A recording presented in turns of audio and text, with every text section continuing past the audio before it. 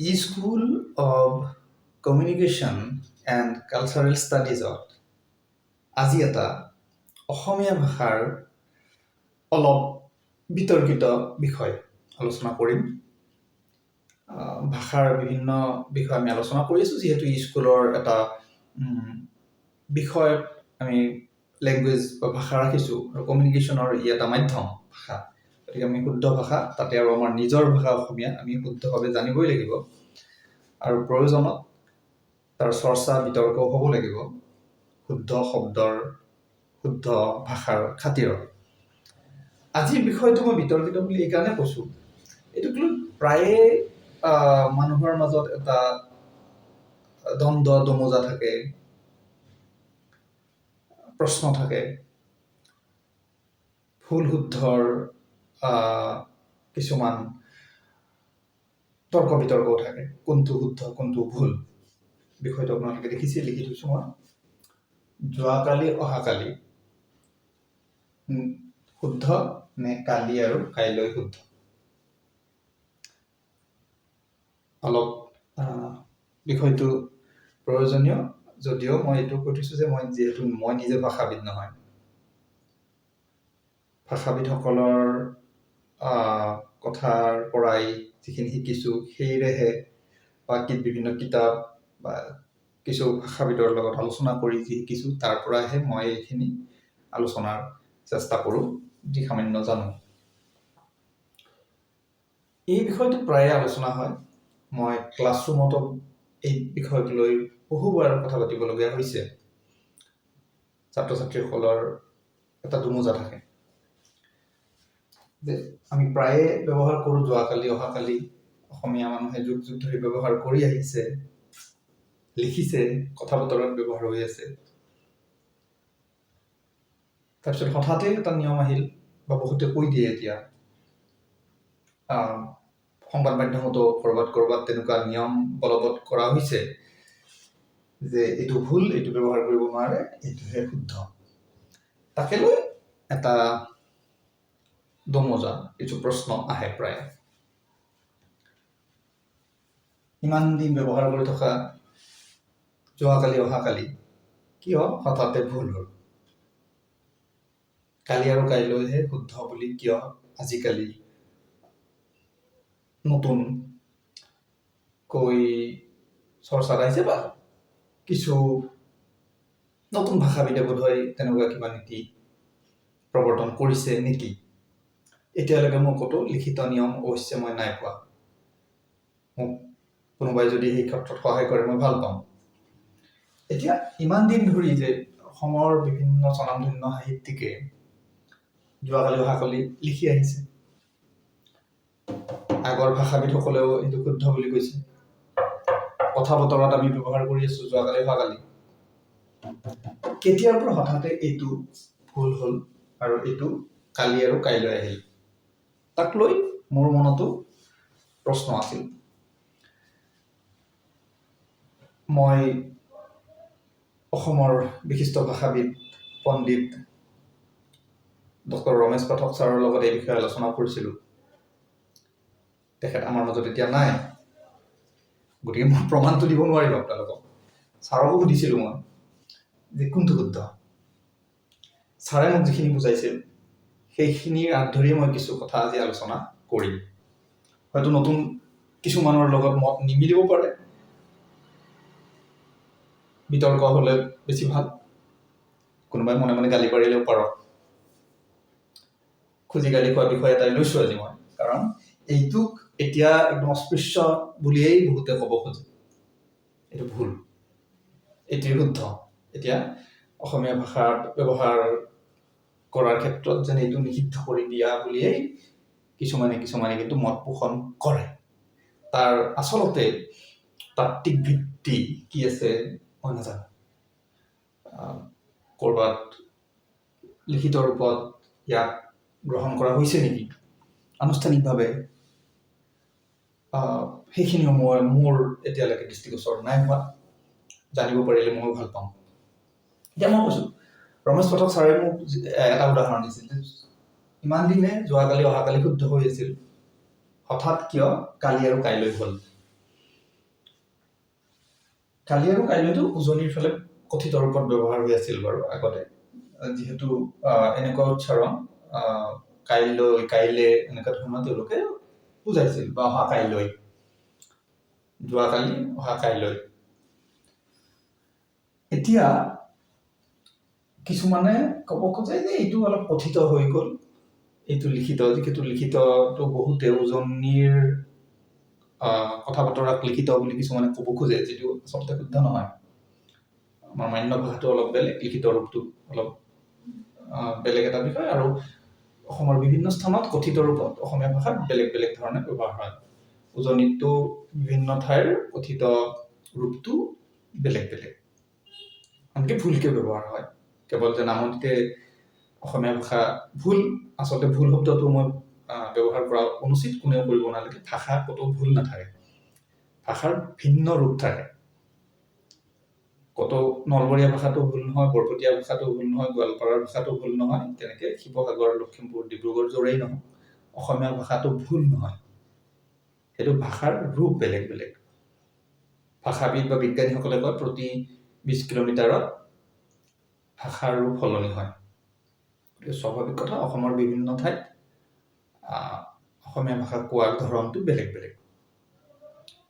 যিয়েই হওক, গতিকে কোনে ভাবিব নালাগে যে উজনিৰ কোৱা ভাষাটোহে মান্য ভাষা বা লিখিত ৰূপ। নহয়, লিখিত ৰূপ এটা বেলেগ। তো গতিকে প্ৰশ্নটো আহিল ক'ৰ পৰা? এতিয়া ৰমেশ পাঠক ছাৰে কৈছিল যে কিছুমানে পিছৰ ফালে ভাষাবিদেই হওক বা নতুন চামৰ কোনোবা লেখক বা বুদ্ধিজীৱীয়ে কোৱা কৰিলে কি, যোৱাকালি অহাকালি শব্দ দুটা হেনো বঙালী বা বাংলা ভাষাৰ অনুকৰণত অসমীয়াত সোমাইছে। বাংলাত যোৱাকালি মানে গতকাল, অহাকালিটো আগামীকাল বুলি কয়। কোনোবাই হেনো সেই প্ৰসংগটো আনিলে যে আমি কিয় বাংলাৰ অনুকৰণত যোৱাকালি বা অহাকালি লিখিম। সেইটো এটা কিছুমানৰ তৰ্ক বা যুক্তি। সেইকাৰণে ক'ব ধৰিলে যে আমি গতকাল আগামীকালৰ ধৰণে যোৱাকালি অহাকালি নিলিখো, যোৱাকালিৰ ঠাইত কালি লিখিম, অহাকালিৰ সলনি কাইলৈ লিখিম। কিছুমানৰ হেনো এইটো এটা যুক্তি। তেতিয়াহ'লেতো অসমীয়া বিভিন্ন শব্দ বাংলা ভাষাৰ লগত একে আছে, আমি সকলোবোৰ বাদ দিবতো নোৱাৰো। আৰু স্বীকৃত আছে অসমীয়াটো ধ্ৰুপদী ভাষা, আৰু গৱেষণাত প্ৰকাশো পাইছে যে অসমীয়া ভাষা বাংলাতকৈ পুৰণি। গতিকে আমি গৌৰৱবোধ কৰিব লাগে।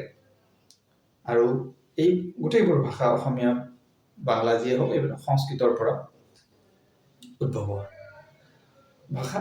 গতিকে তাক লৈ আমি কিবা হীনমন্যতাত ভোগাৰ বৰ বেছি প্ৰয়োজন নাই, যে বাংলাৰ লগত মিল আছে কাৰণে আমি যেন ভাষাটো ভুল হৈ গ'লে তেনেকুৱা কথা বোধ হয় থাকিব নালাগে।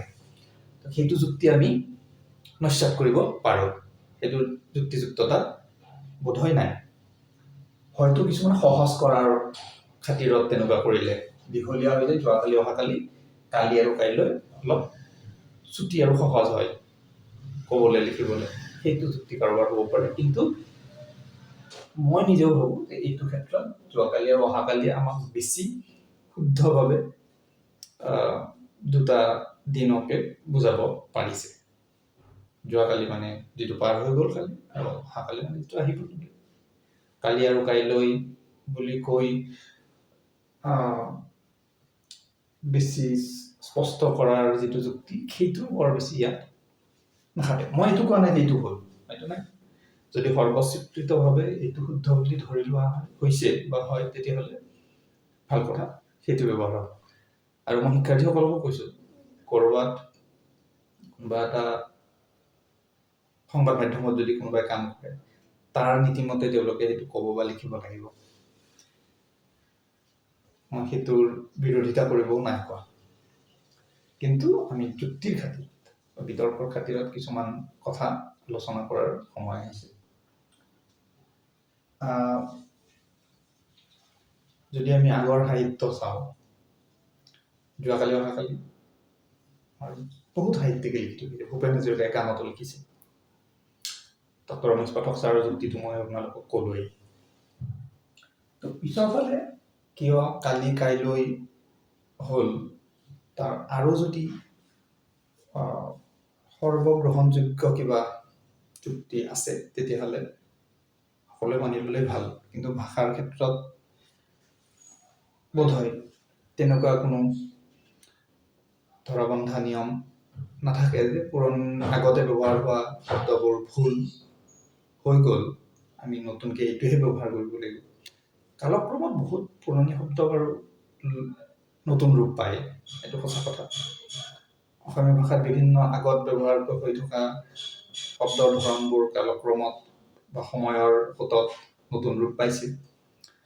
কেতিয়াবা হয়তো ভাষাবিদসকলে আলোচনাৰ মাজেৰেও নতুন নীতি নিয়ম প্ৰৱৰ্তন কৰিছে। তেনেকুৱা শব্দৰ উদাহৰণ আমি পিছত আলোচনা কৰিম, যেনে জ্বৰ, অন্তস্থ জ্বৰ পিছত য়কাৰডাল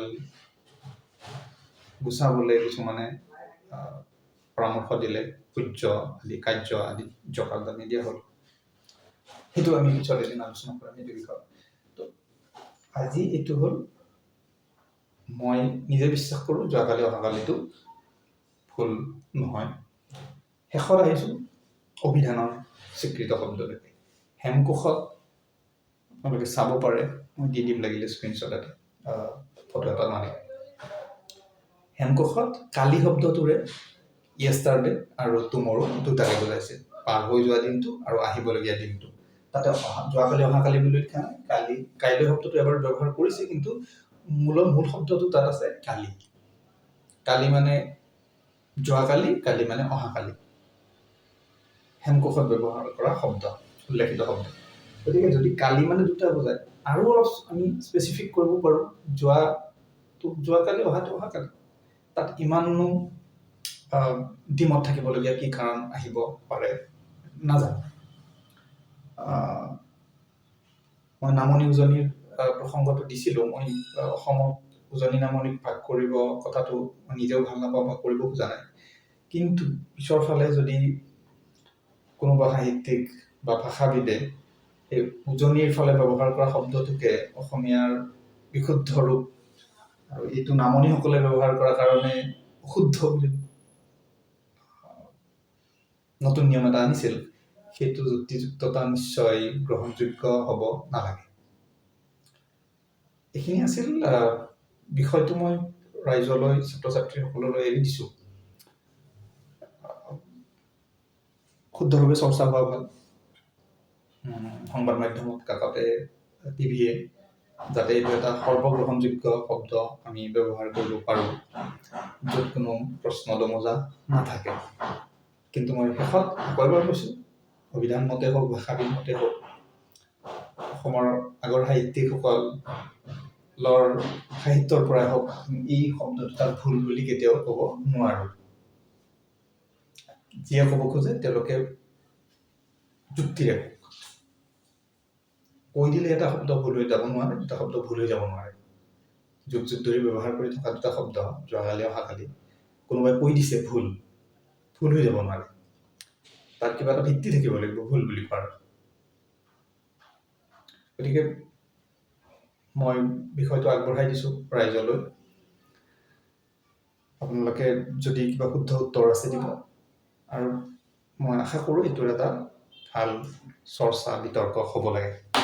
সাংবাদিকসকলে হওক, ভাষাবিদ, সাহিত্যিক সকলোৱে এটা সন্মিলিত আলোচনাৰ মাজেদি এইটোৰ এটা উত্তৰ অসমীয়াক দিয়া ভাল, যাতে ভৱিষ্যতে এইটোক লৈ আৰু কোনো প্ৰশ্ন বিতৰ্ক নাথাকে।